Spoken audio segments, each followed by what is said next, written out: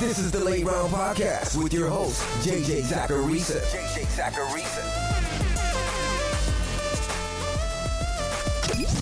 What's up, everyone? It's JJ Zacharisa, the editor-in-chief at FanDuel and at numberfire.com, and this is episode 586 of the Late Round Podcast, one of many shows that are part of the FanDuel Podcast Network.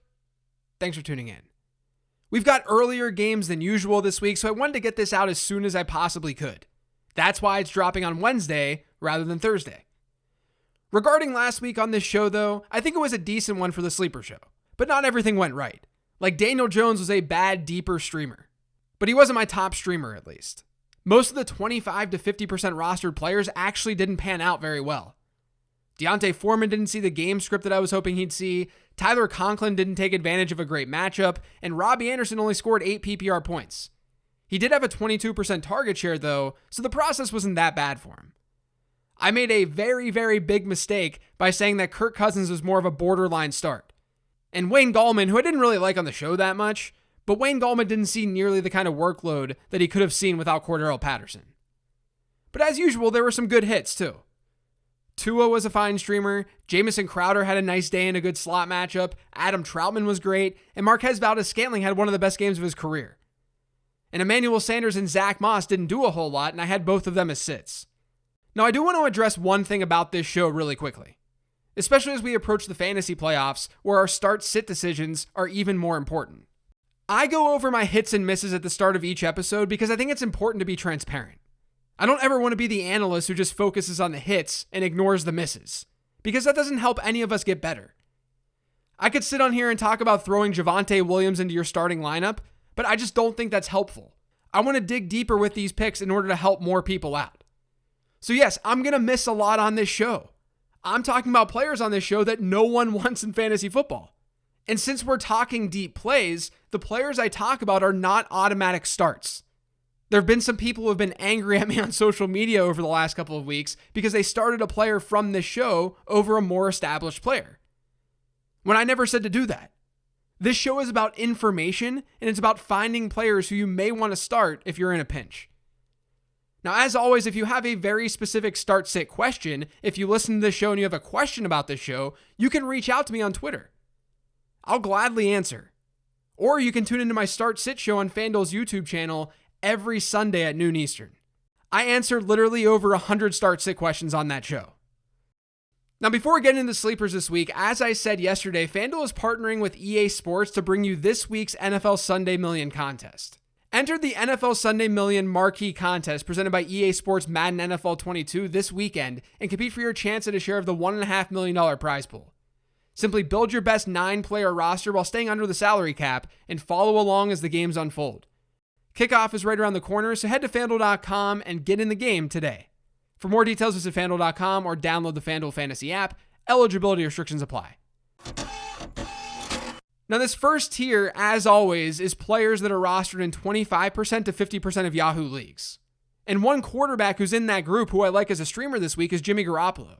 He's actually averaged over 19 fantasy points per game over his last 4, and he hasn't scored fewer than 15 points in over a month. The 49ers generally take a conservative approach. That's why you see pass attempt totals of 19 and 22 from Garoppolo over his last 2 games. But they may not be able to do that against Minnesota. The 49ers are only 3-point favorites in that game, and that game has a decent over-under of 49 according to FanDuel Sportsbook. That gives San Francisco a nice team total. Minnesota is also not a bad matchup. They've been the friendliest team to wide receivers in adjusted points allowed this year, and they've been the 10th friendliest team to quarterbacks. So Jimmy G, given the offense around him, this matchup, and his recent performances, I think he makes sense. If Sterling Shepard doesn't go this week, I really don't mind Kadarius Toney. I know the matchup doesn't look good on paper because of how well Philadelphia's defended wide receivers in fantasy, but they'll give you the underneath stuff. That's where Toney can do work. But he's rostered in a little over 50% of leagues right now. So instead, you could look to his tight end, Evan Ingram. Ingram's just been getting some cardio recently on a football field. He's running by far the most tight end routes for New York, but he's averages 4 targets per game over his last 3. I think he could see more volume this week given the matchup. Philly is 3rd in adjusted target share allowed to tight ends this year, and they're 1st in adjusted points allowed. That means we should expect Ingram to be a little bit better than usual this week.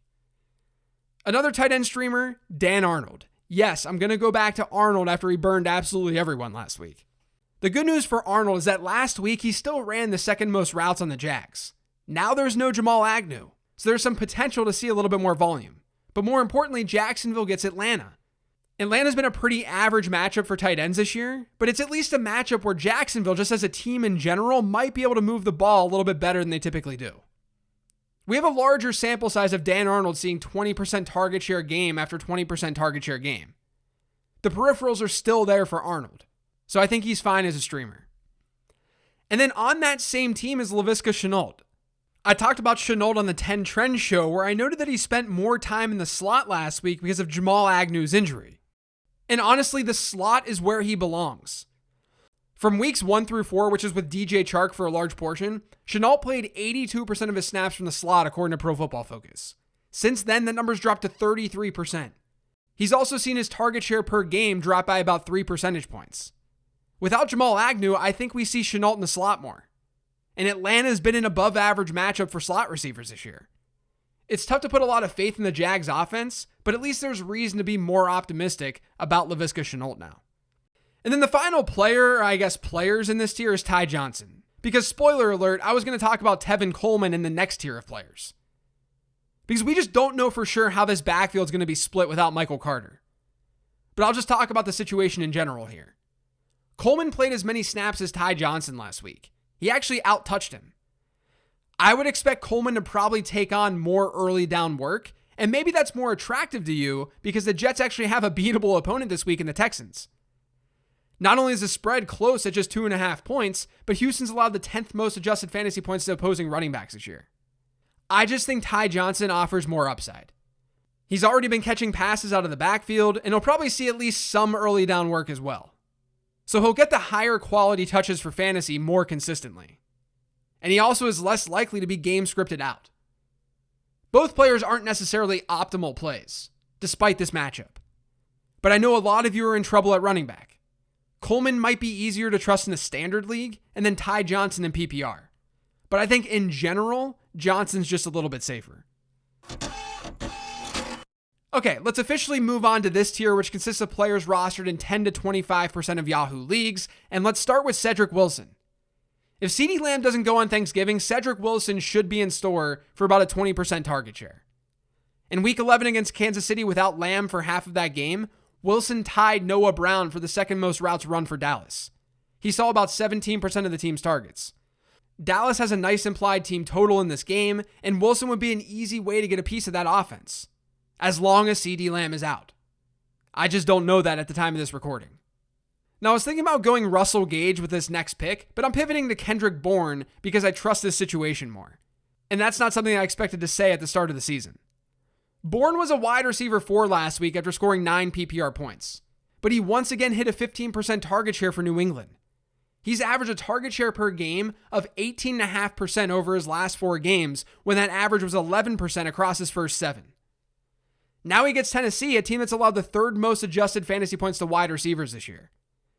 I think Bourne is sort of in that wide receiver 4 discussion once again this week, so I can understand how or why someone could use him. Jordan Howard is expected to be out against the Giants this week, and that's good news for Miles Sanders, but it's also good news for Boston Scott. The Eagles are averaging almost 31 running back rush attempts per game over their last 4. And only one running back, Jordan Howard back in Week 9 against the Chargers, only one running back has exceeded a 50% running back rush share in a single game. Howard saw 31% of the team's running back rushes this past week with Miles Sanders back, and because Philly's been splitting this backfield up, I'd expect Boston Scott to see a chunk of that. So if Scott is in that 30 to 35% running back rush share range, if they continue to run their running backs at a high rate, you're looking at a potential 8 to 12 carries for Scott with a target or 2 through the air. And I'd expect them to go with a pretty run-heavy approach against the Giants because New York, they rank 7th in adjusted points allowed to running backs. They haven't been very good against the run. Now, the unfortunate part of doing this show during the week is that we learn more about injuries over the weekend. So we have to play some hypotheticals. If Jerry McNichols doesn't go, Dontrell Hilliard is a decent PPR option. And if McNichols does go, I think he's an interesting option. I do think McNichols is going to serve as a team's pass-catching back. But adding Hilliard right now isn't a bad idea after Adrian Peterson was released. But it's a role that could be interesting this week, Not only is Tennessee hurting at pass catcher, but New England ranks 4th in adjusted target share allowed to running backs this season. Hilliard saw 20% of the team's targets last week, and we've seen McNichols this season with that kind of spiked week as well. So pay close attention to reports, because the satellite back for Tennessee could be a decent PPR option this week. Finally, there's the tier of players rostered in fewer than 10% of Yahoo leagues, and let's talk about another quarterback streamer, Tyrod Taylor. He's still rostered in fewer than 10% of Yahoo leagues, but he gets a Jets defense this week that's allowed 17.5 fantasy points to every quarterback they've faced since week 3. They're second in adjusted points allowed to the position. We saw Taylor have a nice outing last week despite only throwing for 107 yards in a bad weather game. He ran the ball 6 times, he found the end zone twice on the ground. He's now rushed for 20 or more yards in 3 of his 4 starts this year. The matchup is there. The upside is there with his rushing. So I think he works as a deep sleeper. In that same offense is Rex Burkhead. And Burkhead could now have more of that backfield to himself because Phillip Lindsay is no longer in the picture. Burkhead actually saw about 56% of the team's running back rushes last week. But that was Lindsay's role back in week 9. Now without Lindsay, there's more stability for Rex Burkhead. And they get the Jets. New York has been terrible defensively this year, and that's especially true against running backs. They're the best matchup for opposing backs in adjusted points allowed. If Houston can find a positive game script, which is actually possible this week, Rex Burkhead could pay off. And then the last deep play this week, I want to give you at least some sort of deeper Thanksgiving Day play. So I'm going to talk about Amon-Ra St. Brown. I wouldn't come close to playing St. Brown if Jared Goff is out. I don't even think a lot of you need to come close to starting him with Jared Goff playing. But the matchup is definitely there. The last time I called Amon-Ra St. Brown out was 2 weeks ago against Pittsburgh. And while he had 61 yards receiving on 4 catches, nothing special, that accounted for 54% of Detroit's receiving yards that day.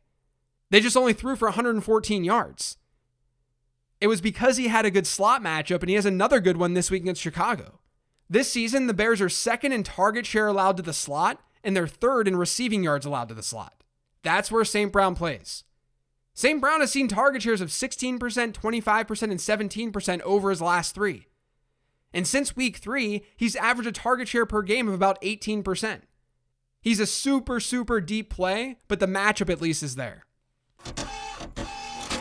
Let's talk about some players who are rostered in 75% or more of leagues who you could consider sitting this week. Ryan Tannehill is absolutely one of them. I don't know how you can trust him. He's got banged up receivers, obviously no Derrick Henry, and New England's been impressive against quarterbacks this year. Aside from week 5 and 6, where Davis Mills and Dak Prescott finished as high-end QB1s against them, they haven't allowed a single QB1 performance. They've allowed just 1 double-digit point performance since that time. That's why they rank second best in adjusted points allowed to quarterbacks. So I don't like Tannehill at all this week. I would start Jimmy Garoppolo over him. Now, I mentioned Courtland Sutton a lot on this show, but once again, he's a sit. He's averages 3 targets per game since Jerry Jeudy's return from injury, and he gets a minus matchup against the Chargers, or at least a neutral one at best. You just got to wait until you see something before you can confidently start him. And similar to that line of thinking, I'd do the same with Odell Beckham. We don't know what his usage is really going to look like in this offense. And his matchup against Green Bay, a team that's done well against wide receivers this year, it's not good enough to warrant you forcing OBJ into your lineup. So I would wait another week. Don't play someone like Amon-Ra St. Brown over him, but definitely know there's a lot of volatility there. Zach Moss is still rostered in 75% of leagues. I would bench him for obvious reasons. Mainly the fact that Matt Breida has been their top back over the last 2 weeks. And then lastly, this one's a little bit tougher, but I'm going to say Damian Harris. At least temper expectations. With Ramondre Stevenson getting more work in New England's backfield, the last time we saw Harris, he saw his lowest running back rush share of the season. Tennessee's a team that you can throw on better than running on them. They actually rank 4th best in adjusted points allowed to running backs this year. Harris should see maybe 10 to 12 touches, but I don't think that he's a lock for that much more. As for the streaming defenses this week, I already talked about Chicago on the 15 Transactions show. They work, but they're now rostered in a lot more leagues. If you couldn't get them, I'm cool with Philly against the Giants. And if you want to dig even deeper than that, how about Jacksonville against Atlanta? The Jags are actually top 10 in pressure rate this year, and Atlanta's been the best matchup for opposing defenses in adjusted points allowed. That's skewed a bit by last week's game against New England, but they were still top 5 entering that game. So I think the Jags are a sneaky start this week. That's going to do it for today's show, though. Thanks to all of you for listening. If you get subscribed to the Late Round Podcast, make sure you are by searching for it pretty much anywhere podcasts can be found. And don't forget to follow me on Twitter at LateRoundQB. Thanks, everyone. I won't be doing a mailbag episode this week because of the holiday, so I hope everyone has an awesome Thanksgiving. Enjoy family, friends, enjoy football. I'll talk to you next week.